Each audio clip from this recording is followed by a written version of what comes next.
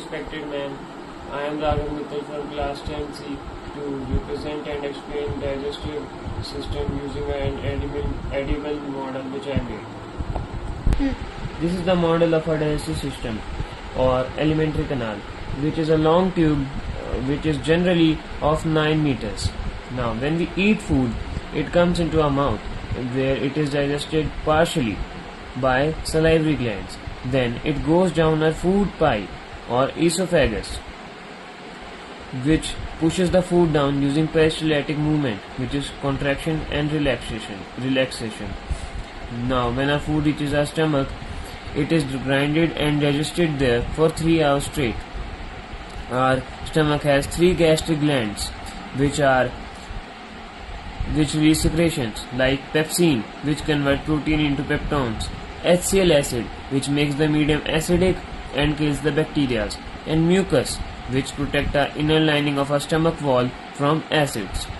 When partially digested food reaches first segment of our small intestine, duodenum, it receives secretions from liver, pancreas and gallbladder, which are called bile juices, which digest the food partially like fats and protein. Now when it goes further down, it meets with intestinal secretions, which convert protein into amino acid, fats into glycerol and fatty acids, and carbohydrates into glucose.